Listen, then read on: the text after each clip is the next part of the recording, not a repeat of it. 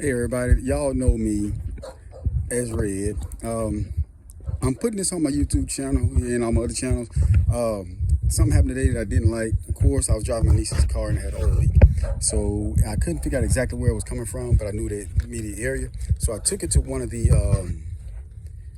oil change places for them to verify where it was coming from. And I did that and they found it, no problem. So I just happened to ask, how much y'all charge to fix it?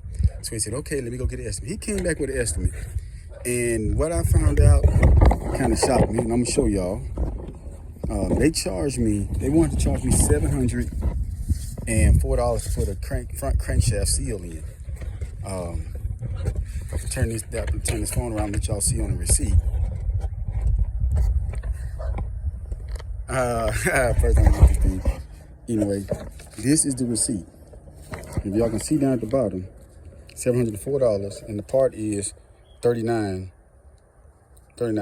for the part. I went and bought that same part from AutoZone for $10, and they said it was gonna take 5 hours to change the part out. You see, and this is a little piece right here, same little piece, $10. And from what I've seen, I know how to work on cars. I didn't let them know I know how to work on cars. So the part I'm looking for is gonna be down in the engine compartment area. It's on the crankshaft, which if any of y'all know where the crankshaft is at, it is down where your pulleys and all your belts and stuff go to, right behind the wheel. So I'm right here at the vehicle right now.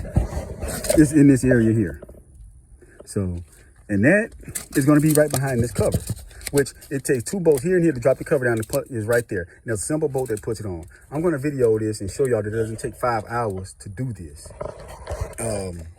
So when they charging all that money and all this overhead, and that's just highway robbery for a 5-minute job, $135 an hour, and they charge you for a flat 5-hour fee. So when they say, well, we got to take all these other pieces are loose. Now, Kia does make a vehicle where the pulley is in the middle of the engine block instead of down near the bottom of it, which I can understand that part because some pieces you have to take loose in order to do the time and chain, all those things of that nature.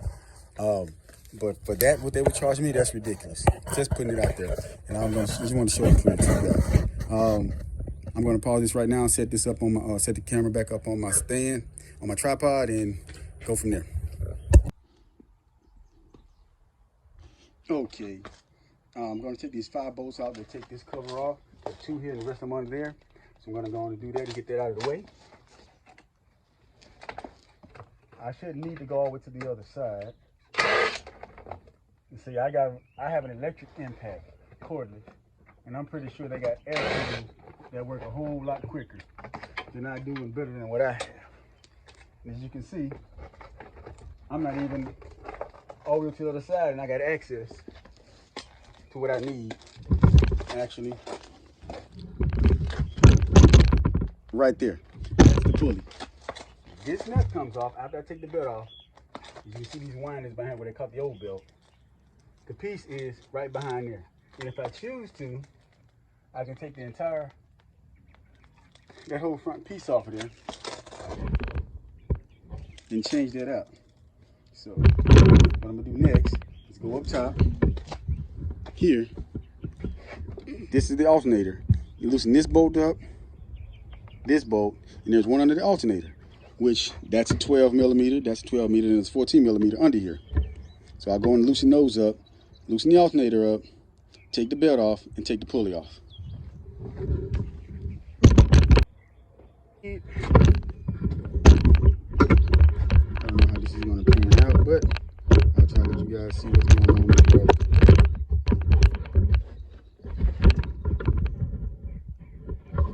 Oh, yep, that's my Suburban. I got to get it going too. Right there. And see, most of the time I'm spending is adjusting the camera. So if this doesn't take me a full hour, something's seriously wrong with these shops charging all this extra money.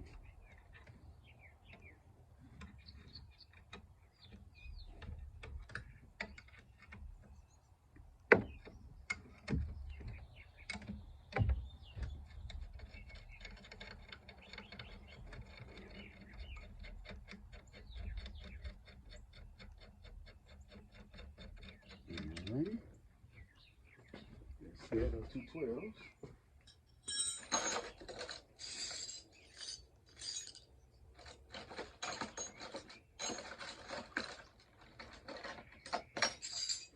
Here's my 14.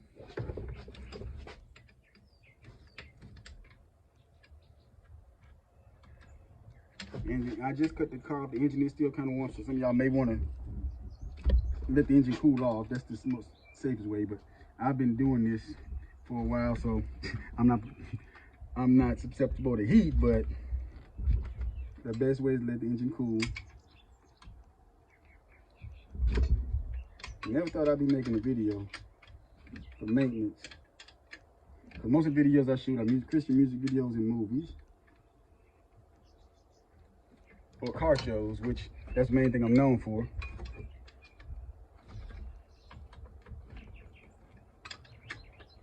My car shows and my projects.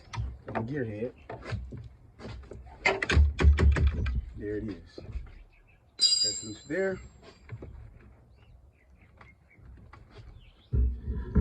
As you can see here, this alternator. That right there is loose now. Here's your alternator. This is it here. And the belt just, there we go. The belt just comes off. It's kind of hard holding this thing. Yep, the belt just pops off. And it's ready to go. Ready to be taken off.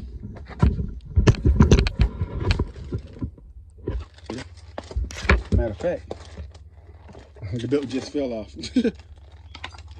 Then I'm going to get my impact. Brand new toy I just got.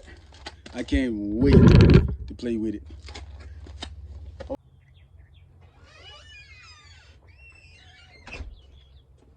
Alright. I got my breaker bar and my impact tool. I'm going to show you what happens if you don't have an impact which holds it in place. It should, if I'm not mistaken, the crankshaft should spin, see? So you don't have anything locking it in place. That's why they suggest you get an impact, because it can lock onto that and just spin it without spinning your crankshaft pulley. You can see bits of the old belt are in there. Yeah, they're all in there. All right, so what I'm gonna do, maybe which one I'm gonna need. I might use my bigger one.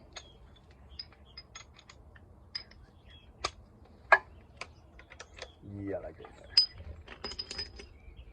Some people try to lock it in with another wrench or something like that at times, but that's impacted in from the factory, so I wouldn't suggest it. All right, we'll get my new toy. I don't know if it's charged up yet, but I'll see. This 24 volt impact from Cobalt. Let's see what it can do.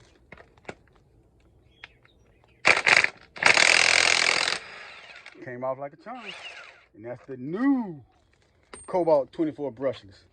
That joker nice, ain't it? Came right on out. That's my newest toy, thanks to my little sister. And you see this notch on there. If you can, put that back the same way it comes off. Wheel pops off like that. See that notch? That notch goes on that pin there. And as you can see, you got pieces of the belt that are stuck off in there. So stuck on behind the other gears and all that stuff too. So still pieces of the belt coming off.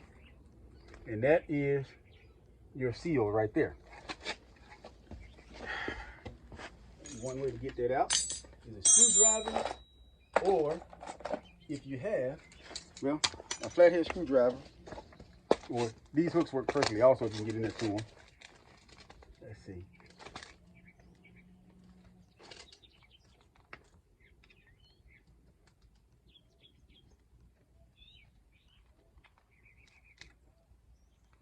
There you go. Coming out.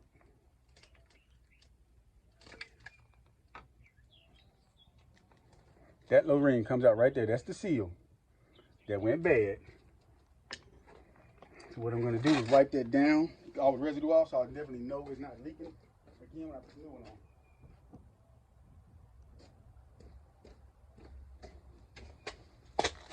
So,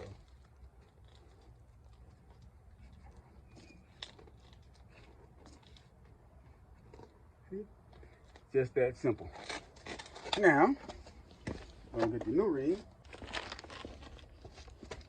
and this is Felpro TCS 46166. That's the one I'm using. O-ring. Make sure they match up. You don't want to get them and they don't match up. But you see how simple this is so far? Keyword, so far. What I'm going to do also, see I'm measuring that on there? I'm going to get another socket that's going to fit all the way around there. So when I push it on there, it goes on there evenly. Sorry about all the going on and off camera, but I'm in front of my place out here. Location undisclosed. But you see I got a socket now. You see how it fits evenly on there? That'll help seal it up all the way around when I put it on there, so I won't get it pinching in one of the sides, or make sure it goes on even all the way around. Also, what you can do to make it easier to go in, oil has been dripping off of this thing. So what I'm gonna do is use some of that same oil to coat the outer edge of it. I need to take some on my finger. Makes it easier to go inside and slip down in there instead of being just dry plastic. You don't have to worry about the inside too much. It's going to seal up anyway because that's already lubed. Let me see.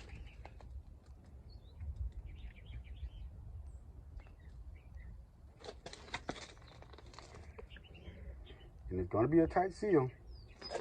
So, this here. Get my impact on here, or my impact extension.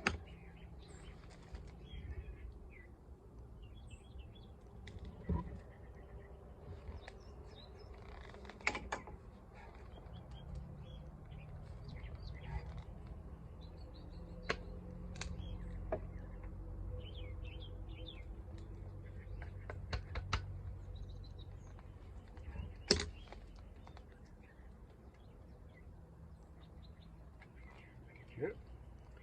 That's under there. Now grab my little hammer. Knock it on there. Sit it on there. Remember, it's rubber, so that rubber does rip if you're not too careful. But it's made not to rip so easily because it's going to make a tight seal. So if you're going to tap this on here, tap it on there like that. My head's on the way to the camera, I know. Make sure you just tap it in. Try to keep it flush as you can.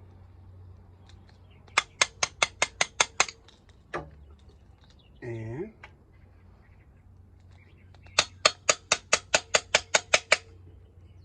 going on in.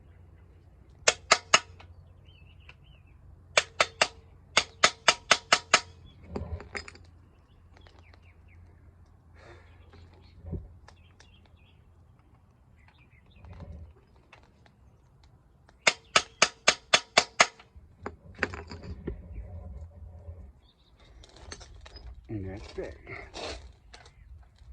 Now, with the seal being in there, seal all the way around, you can go back and put your pulley back on. But remember, line that hole up right there with that peg, dial peg that's in there.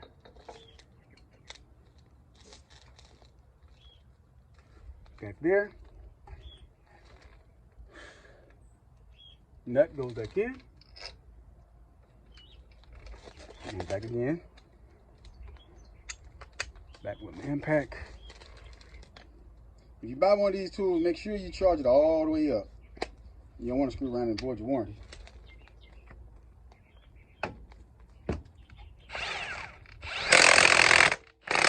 And this joker has, this one with 1,200 foot-pounds of torque, plus 700, so what, 799 tightening pounds.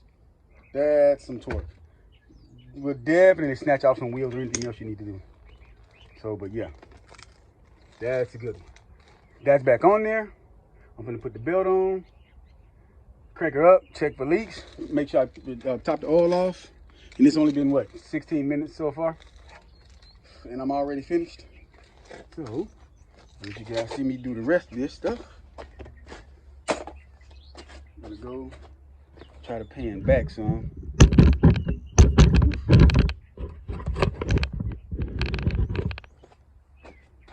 I'll slide the belt in from the top up here.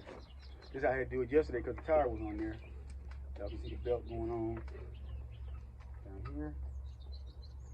I gotta figure out what kept breaking the belt also. Over the main pulley, over the power steering pulley.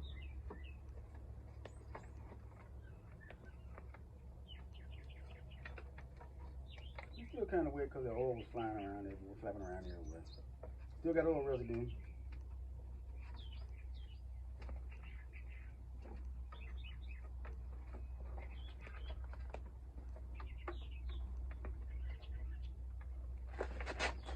I always put the alternator pulley on last. That way, because the alternator is what's going to tighten it up anyway. Some people slide the alternator belt on, then put on the under pulley that's under the alternator, or rather the idle.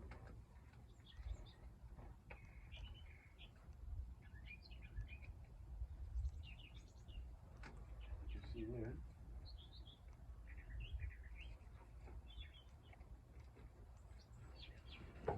Around all the pulleys, and the rollers, and back over the alternator.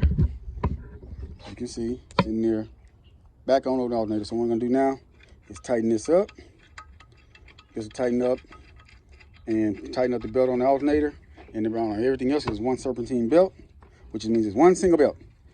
And I'll tighten the nut up down here, and I'll tighten the nut up here, and put some oil in it, check for leaks, and put it back on the ground.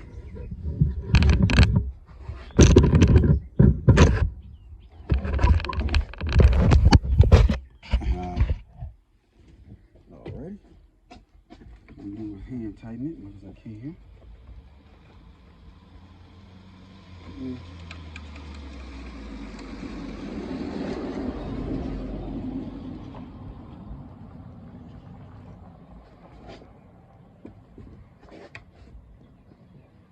Alright.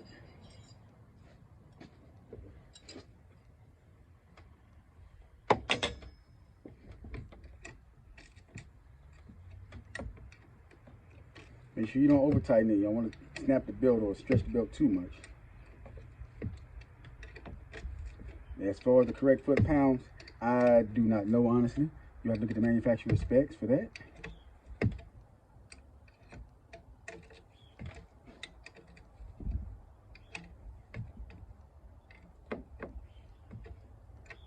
Oh, Bilal Automotive. Peace, man. Thanks for the info on that, dude. One of my homies overseas. He works on these cars all the time. He put me up on game to this. And I'm like, really? Like, yeah. Of course, that's what I told myself. But yeah, he's a good guy. Let me see, I'm gonna tighten this one up.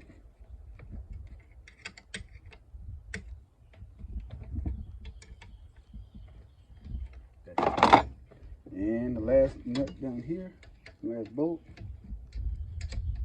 Remember, righty tighty, lefty loosey.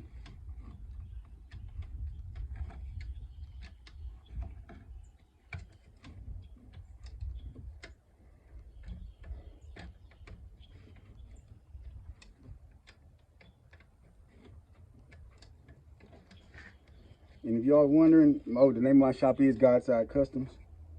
We custom build lowriders, but we do also minor maintenance work also. We build cars from the ground up.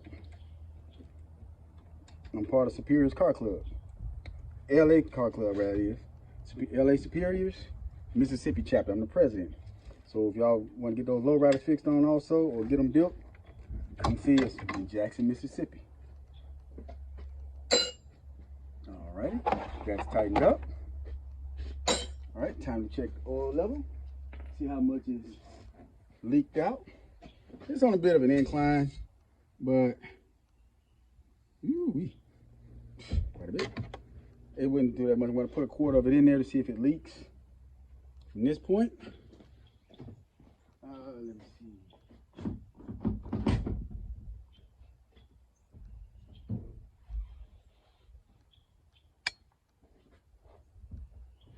It's always best to go back with the manufacturer's specifications as far as what type of oil to use. This has 520. Some people say, well, it gets older model vehicle use this much. Excuse me. I just continue to use the same thing. You can't go wrong with that much, at least. I'm not going to advertise the type of oil because All American Refineries is in the petroleum fuel business, and I don't want to get in trouble. Number one exporters of fuel, oil, petroleum, liquids, things of that nature. So there's some real close friends of mine. Remember, All American Refineries. I'll do my own commercials. Don't be trying to look down there. But once the leak has been verified as sealed, I'll go back and do a full oil change. Kia recommends certain brands for their vehicles. Just go by that. Can't go wrong. Because you would expect them to know what their vehicle needs. Go back in and check again.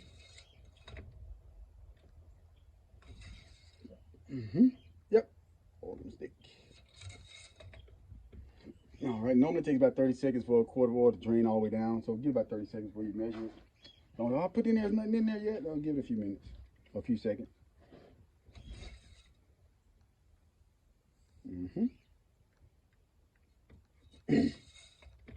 So what I am going to do in the meantime is level the car out.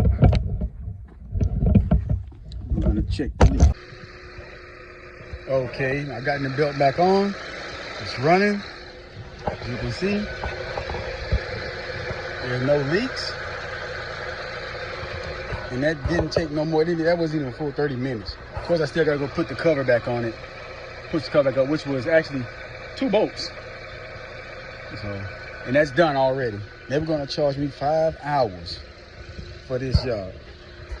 So y'all better start paying attention. Either take it to some mechanics you trust, but don't go to these chain dealerships or chain, what you call these things? These chain oil change places, because they will rip you off. I'm not saying that they can't do the good work, but they're going to hit your pockets up. That's how they make their money. That's another little clip from the video. I fixed that seal. As I'm just picking up where I left off at. I got to go back and hose all this down, get all the residue off. But while I'm under here, I'm checking some things. As you can see, this car's been through a lot. You see the rust where the snow and salt is eating all this stuff up, starting to peel. But one thing I looked at is this. I was trying to figure out, my wheels started shaking every time I slowed down, or not slow down, but every time I would drive, it would slow down. And I noticed this. This is my tie rod end, outer tie rod end. You hear that? It's knocking right here, and it's not supposed to do that. That's not supposed to move at all. So that right there, that needs to be changed out. For those of you, that's one way you can tell also. Normally when those boots, these boots and stuff like this go bad, they leak a lot of fluid. I mean, leak of oil and stuff. That's how you can tell when your CV axles are bad as well. They leak the packing grease that's in it. Like this one, has some right there. This one's it's not totally gone, but it won't be long. Keep driving hard. But I start looking at getting a new one. And this is the boot for the rack. This goes for the rack and pin. This is the outer tie rod. So I'm gonna sign off here, put this back together, and head on up to take care of some more business. And as always, keep God first, and you'll never go wrong. Because with God before you, who can be against you? He will not put no more on you than you can bear. Always trust him, even when you don't see, because we walk by faith and not by sight. All right? Peace, love.